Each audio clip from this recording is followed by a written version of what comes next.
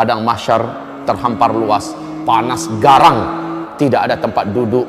Hamparan padang mahsyar waktu itu putih, kata Rasulullah, pasir yang putih, lurus, datar, luasnya tidak seperti tidak ada ujung dan tidak ada tepi. Manusia bingung nak buat apa. Lalu dalam waktu yang tidak jelas, bukan sehari dua Pak, dipanggang oleh terik matahari bukan sehari dua, bukan semalam dua malam karena tidak ada malam, bukan sebulan dua bulan, bukan setahun dua tahun, puluhan tahun, bahkan ratusan tahun sampai ribuan tahun di padang mahsyar, nggak jelas mau buat apa. Akhirnya manusia panik, seluruh jin dan setan panik. Mereka meminta dengan penuh harap, apa yang mesti kita buat? Seluruh manusia berkata, bagaimana kalau kita datang pada nenek moyang kita Adam alaihissalam, kita minta agar dia mendoakan acara padang mahsyar dimulai.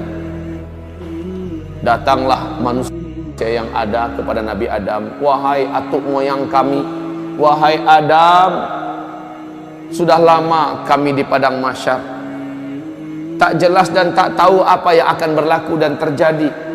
Tolong doakan kepada Allah Rabbul Alamin agar acara dimulai.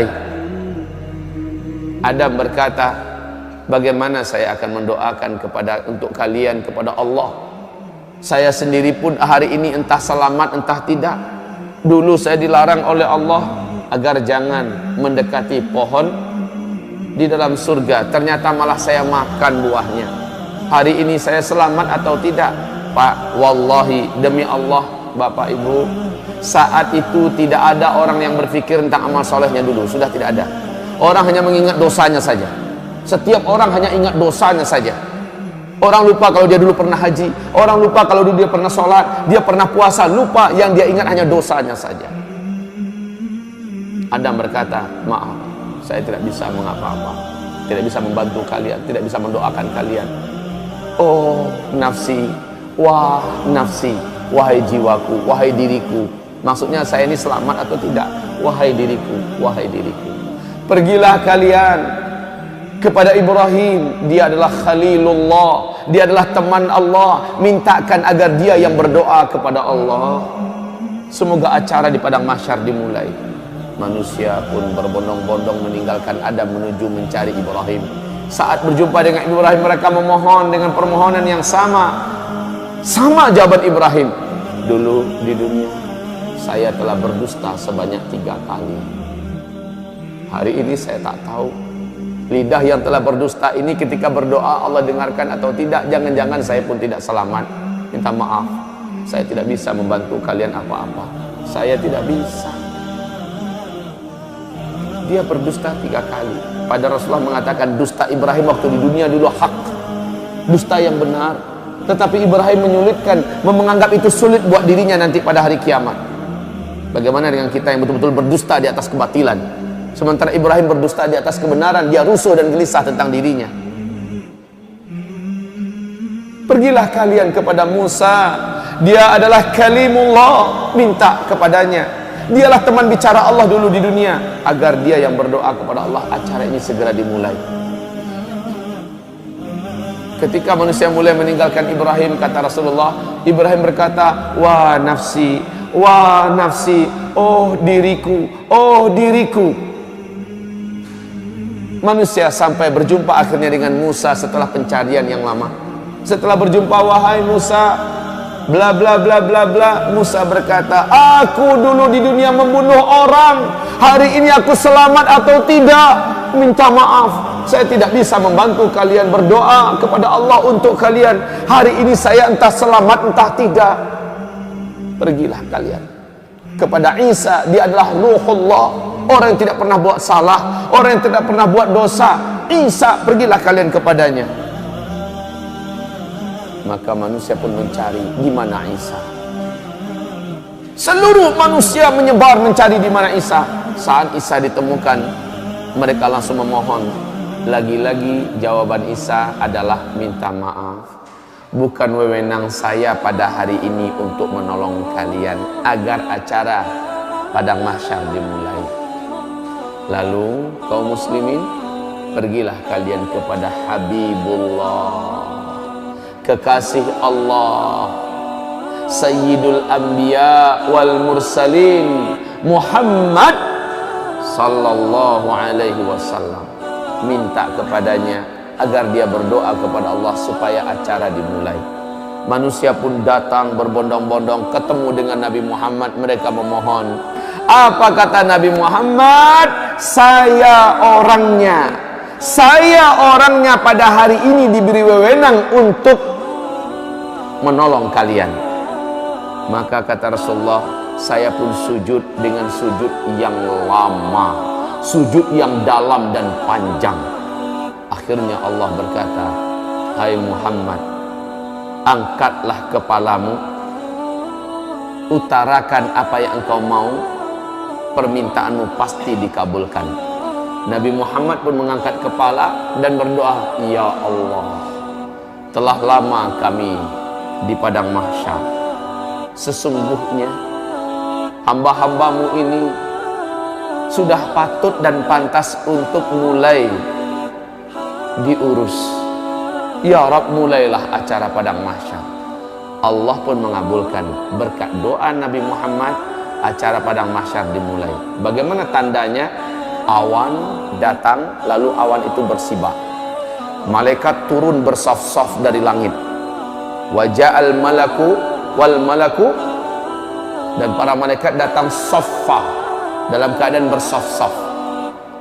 Seluruh malaikat diam, mulut mereka terkunci, sementara mereka bagaikan raksasa-raksasa yang sangat perkasa di hadapan jin dan manusia yang ada di hamparan padang mahsyar.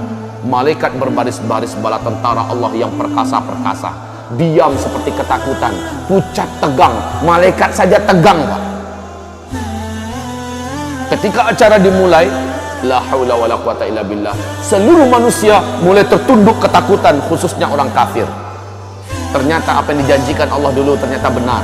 Akhirat ada, ternyata benar, padang mahsyar ada, dan ini acara mulai akan dimulai. Kaum muslimin yang kami muliakan, berbagai macam keadaan manusia di pemandangan padang mahsyar.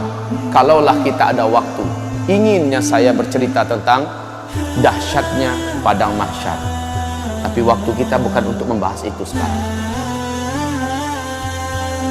Rasulullah bersabda, akhirnya yang akan masuk neraka sudah diputuskan siapa-siapa orangnya. Mereka pun digiring dengan paksa oleh para malaikat-malaikat yang perkasa. Beberapa di antara mereka mencoba melarikan diri. Mencoba melarikan diri.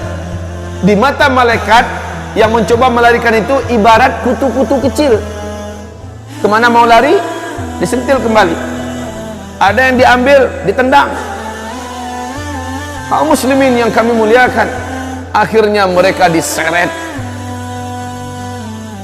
lalu dibawa dan dilemparkan ke dalam neraka. Sementara orang-orang beriman dan orang munafik mengalami hisab. Mengalami hisab. Setelah proses hisab, dinampakkan amalan mereka, ditanya. Setelah itu mereka ditimbang amalannya. Setelah itu mereka digiring untuk menuju ke suatu daerah yang maha gelap. Daerah tersebut diawali oleh pintu yang maha besar, bab. Di dalam surah Al-Hadid Allah ceritakan pintu itu di bagian luarnya terang, di bagian dalamnya gelap. Manusia disuruh masuk. Ketika mereka masuk, gelap gulita. Khusus orang yang beriman langsung bercahaya tubuhnya. Ada yang cahaya satu orang sebesar gunung besar cahaya, langsung terang benderang, padahal dia satu orang. Ada yang satu orang hanya sebesar bukit cahayanya. Ada yang satu orang sebesar onta cahayanya. Ada yang satu orang, kata Rasulullah, hanya sebesar tangan ini cahayanya. Ada yang satu orang hanya sebesar jari telunjuk saja cahayanya. Ada yang satu orang sebesar ruas kukunya saja cahayanya. Ibarat lampu yang kecil itu, sebesar itu yang dia punya. Di kegelapan itu dia mengandalkan cahaya yang dia punya. Orang munafik tidak ada bercahaya sedikit pun dalam kegelapan. Orang yang bercahaya dapat berjalan dengan cepat menuju ke titian, menuju ke sirat yang membentang antara padang mahsyar dengan ujung daripada ngangaan neraka jahanam yang menuju ke pintu surga sana. Mereka meniti. Kata Rasulullah, luasnya ngangaan neraka jahanam itu, ngangaan tahu sih? Lubang. Luasnya kata Rasulullah, seandainya seluruh galaksi yang ada, seluruh apa yang ada di alam semesta dimasukkan ke dalam muat. Saking besarnya, Pak. Bayangkan jauhnya titian yang harus ditempuh. Sementara di bawahnya, kalau ada yang terjatuh kata Rasulullah, 70 tahun lamanya melayang di apa? Baru nyampe di dasar. 70 tahun lamanya. Kaum muslimin yang kami muliakan, hamparan yang ada tergantung pada amal orang. Ada yang hamparannya besar dan luas, dia bisa melaju dengan kecepatan tinggi. Rasulullah bersabda, orang-orang bergelantungan kebanyakan. Nampak dipandang, satu orang itu punya satu titian, bukan satu titian untuk bersama. Satu orang punya satu titian. Titian itu tergantung pada amalnya. Ada yang titiannya menjadi kecil dan setajam mata pedang. Itu yang harus ditempuhnya. Sementara orang yang macam ini adalah dosanya banyak dulu di dunia dan dia seorang yang beriman kepada Allah. Dosanya banyak, amalnya sedikit. Sementara kata Rasulullah, di atas titian itu dari bawah menyambar semacam kail dari api, menyambar, menyambar-nyambar. Sementara dari atas menyambar lagi yang lain. Betul-betul dalam keadaan diuji. Dan kaum muslimin, panasnya hawa dan asap neraka jahanam itu gelap, Pak. Gelap. Kata Rasulullah, sepanas-panas api yang Allah ciptakan adalah api neraka. Api yang paling panas itu berwarna hitam gelap.